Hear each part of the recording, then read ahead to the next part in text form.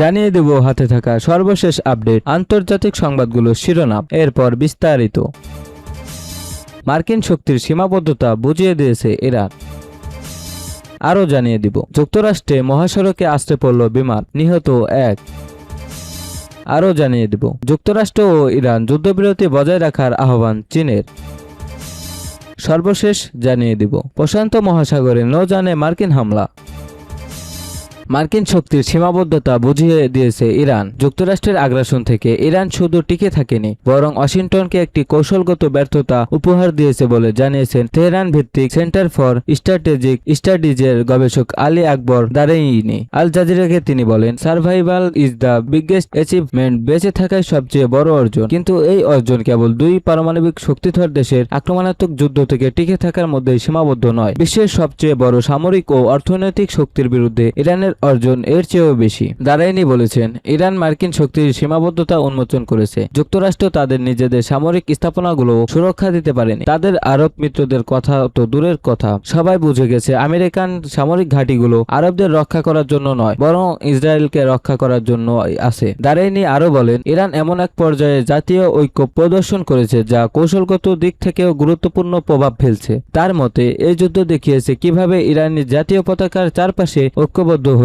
Iran জাতীয় সংহিত প্রদর্শন করেছে এবং তার কৌশলগত সংস্কৃতির মূল বিষয় বিদেশি চাপ ও আগ্রাসনের কাছে নীতি স্বীকার না করা প্রমাণ করেছে। ওয়াশিংটনের সঙ্গে হওয়া এই সমঝোতার স্বাক্ষর নিজেই যুক্তরাষ্ট্রের ব্যর্থতার প্রমাণ বলে তিনি দাবি করেন। দারাইনি বলেছেন, তারা ভেবেছিল 72 ঘন্টার মধ্যে ইরানকে শেষ করে দেবে, তারা ব্যর্থ হয়েছে। এটি যুক্তরাষ্ট্রের জন্য একটি কৌশলগত ব্যর্থতা এবং ইরানের জন্য একটি কৌশলগত বিজয়।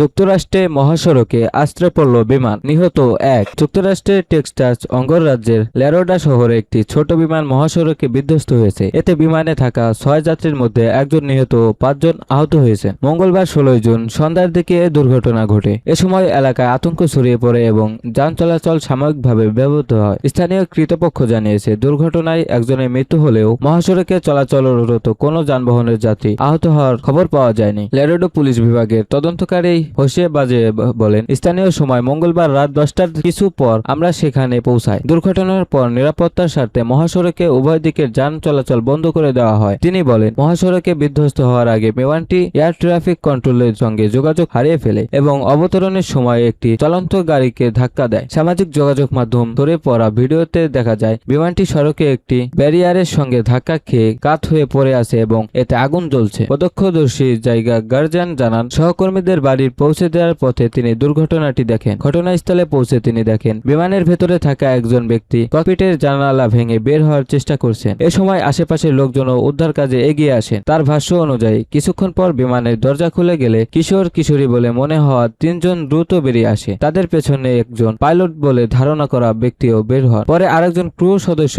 অচেতন অবস্থায় থাকা একজনকে বিমান থেকে বের করার চেষ্টা করেন। ঘটনার ভয়াবহতা তুলে ধরে গারোজা বলেন, দৃশ্যটা যেন সিনেমার মতো ছিল। আগুন দেখে আমি সবচেয়ে বেশি উদ্বিগ্ন ছিলাম, কারণ বিমানটি যে কোনো সময় বিস্ফোরণ হতে পারত। দুর্ঘটনার কারণ জানতে তদন্ত শুরু করেছে সংশ্লিষ্ট কর্তৃপক্ষ। বিমানটি কেন মহাসড়কে বিধ্বস্ত হলো সে বিষয়ে এখনো বিস্তারিত তথ্য প্রকাশ করা হয়নি।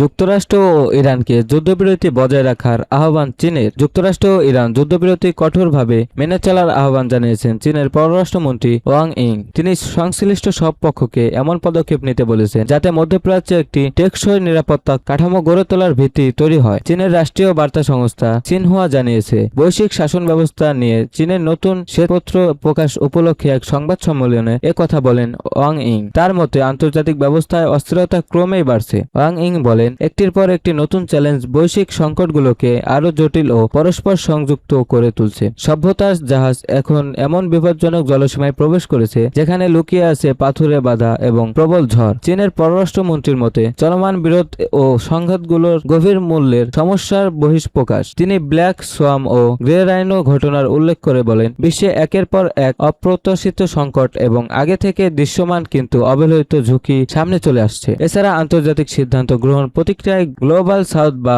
উন্নয়নশীল বিশ্বের দেশগুলোর প্রতিনিধিত্ব বাড়ানো আহ্বান জানান তিনি। তার ভাষায়, দেশ বড় হোক বা ছোট, শক্তিশালী হোক বা দুর্বল, উন্নত হোক বা উন্নয়নশীল, সব দেশই আন্তর্জাতিক সম্প্রদায়ের সমান সদস্য। প্রশান্ত মহাসাগরে নৌযানে মার্কিন হামলা। লাতিন আমেরিকার মাদক পাচারকারীদের বিরুদ্ধে ট্রাম্প প্রশাসনের মাসব্যাপী চলমান অভিযান অংশ হিসেবে মঙ্গলবার 16 জুন পূর্ব প্রশান্ত মহাসাগরে মাদক চোরালো চালানের অভিযোগে অভিযুক্ত একটি নৌজাহানের হামলা চালিয়েছে মার্কিন সামরিক বাহিনী। এই হামলায় একজন নিহত হলেও এবং বাকি দুজন বেঁচে গেছে। গত সেপ্টেম্বর মাসের শুরুতে ট্রাম্প প্রশাসন যাকে ন্যাটোরিস্টের মাদক সন্ত্রাসী হিসেবে আখ্যায়িত করেছে তাদের লক্ষ্য করে এই অভিযান শুরু করার পর থেকে মার্কিন সামরিক বাহিনীর বোট স্ট্রাইকে নৌযান হামলা নিহতের সংখ্যা এ নিয়ে কমপক্ষে 208 জনের দাঁড়ালো। পূর্ব প্রশান্ত মহাসাগর এবং ক্যারিবিয়ান সাগরে সামরিক বাহিনীর অধিকাংশ বিবৃতির মধ্যে ইউএসএ সাউদার্ন কমান্ড জানিয়েছে যে তারা পরিচিত চোরাচালান রুট ধরে সন্দেহভাজন মাদক পরিচালককারীদের লক্ষ্য করে এই হামলা চালিয়েছে। তবে নৌযানটি আসলে মাদক পরিবহন করা হচ্ছিল কিনা সে বিষয়ে সামরিক বাহিনী পক্ষ থেকে কোনো প্রমাণ দেওয়া হয়নি। সামাজিক যোগাযোগ মাধ্যম এক্সের সাবেক টুইটার পোস্ট করা একটি ভিডিওতে দেখা গেছে একটি নৌযান পানিতে চলার সময় হামলার শিকার হয় এবং মুহূর্তে একটি আগুন জ্বলে ওঠে। সাউদার্ন কমান্ড জানিয়েছে হামলার পর জীবিতদের জন্য অনুসন্ধান ও উদ্ধার ব্যবস্থা সচল করতে তারা অবিলম্বে ইউএস কোস্ট গার্ডকে অবহিত করেছে। উপসাগর থেকে তেল পাচারে ইরানের চোরাচালান কৌশল ব্যবহার করছে যুক্তরাষ্ট্র। উপসাগরীয় অঞ্চল থেকে জ্বালানি রপ্তানি অব্যাহত রাখতে মার্কিন সামরিক বাহিনীর তত্ত্বাবধানে একের পর এক গোপন শিপ টু শিপ তেল স্থানান্তর করা হচ্ছে। এই কার্যক্রমে আকাশ ও নৌড্রোন এবং হেলিকপ্টার ব্যবহার করে কনভয়গুলোকে অপেক্ষমান ট্যাঙ্কারের দিকে পথ দেখানো হচ্ছে। হরমুজ প্রণালীর প্রান্তে পরিচালিত এই কার্যক্রমে এমন একটি কৌশল ব্যবহার করা হচ্ছে যা দীর্ঘদিন ধরে নিষেধাজ্ঞা এড়াতে ব্যবহার করে আসছে ইরান। এই তেল স্থানান্তরের দুটি নির্দিষ্ট স্থানের কথা জানিয়েছেন এই কার্যক্রমের সঙ্গে পরিচিত 11 জন ব্যক্তি। এর একটি সংযুক্ত আরব আমিরাতের ফুজাইরাহ উপকূল এবং অন্যটি ওমানের সোহার বন্দর সংলগ্ন এলাকা। রয়টার্সের পর্যালোচনা করা শিপিং ডেটা ও স্যাটেলাইট চিত্র অনুসারে গত মে মাসের শুরুতে এই কার্যক্রম শুরু হয় এবং অন্তত 116টি জাহাজ এতে অংশ নেয়। স্যাটেলাইট চিত্র অনুযায়ী সম্প্রতি মঙ্গলবার সকালেও ওমান উপসাগরে 12 জোড়া জাহাজ পাশাপাশি দেখা গেছে, 8টি ওমানের সোহার উপকূলে এবং 4টি ফুজাইরাহার কাছাকাছি। গত 11 জুন যখন এই কার্যক্রম সর্বোচ্চে পৌঁছায় সেদিনের চিত্র অনুযায়ী দুটি স্থানে একসঙ্গে 17 জোড়া জাহাজকে তেল স্থানান্তর করতে দেখা যায়। গত 9 জুন একটি অ্যাপাচি হেলিকপ্টার ভূপাতিত হওয়ার পর যুক্তরাষ্ট্র প্রতিশোধমূলক বোমা হামলা চালায়। 4 জন সূত্রের মতে, যাদের মধ্যে হামলার বিষয়ে অবগত একজন সাবেক মার্কিন কর্মকর্তাও রয়েছেন, ওই হেলিকপ্টারটি এই মিশনের সঙ্গেই যুক্ত ছিল। এই স্থানান্তরের মাত্রা কিভাবে কাজ করে এবং এতে অ্যাপাচির ভূমিকা নিয়ে আগে কোনো প্রতিবেদন প্রকাশ হয়নি। হোয়াইট হাউস এ সংক্রান্ত প্রশ্নের জন্য সেন্টকমের সঙ্গে যোগাযোগের পরামর্শ দিয়েছে। অন্যদিকে এই স্থানান্তর নিয়ে মন্তব্য জানতে চাওয়া হলে ইরান সরকার কোনো সাড়া দেয়নি। ওমান উপসাগরে হরমুজ প্রণালীর প্রস্থানপথের কাছাকাছি যে দুটি স্থানে এই স্থানান্তর ঘটে তা পারস্য উপসাগরীয় প্রণালী কর্তৃপক্ষের অর্থাৎ হরমুজ প্রণালী পরিচালনার জন্য গঠিত নতুন ইরানি সংস্থা টানা সীমানার খুব কাছে অবস্থিত। ইরানের নির্দেশ অমান্যকারী জাহাজগুলো ইসলামিক রেভলিউশনারি গার্ড কর্পসের IRGC ড্রোন ও ক্ষেপণাস্ত্র হামলার ঝুঁকিতে থাকে। যেভাবে উপসাগরীয় তেল সচল রাখছে যুক্তরাষ্ট্র। যুক্তরাষ্ট্রের নেতৃত্বাধীন এই কার্যক্রম চলাকালে ফুজাইরাহ বন্দরটিতে বারবার ইরানি হামলা হয়েছে। British maritime risk management group ভ্যানগার্ডের তথ্য অনুযায়ী গত সপ্তাহান্তে ওমান উপকূলে একটি ট্যাঙ্কারে একটি অজ্ঞাত প্রজেক্টাইল আঘাত হানে।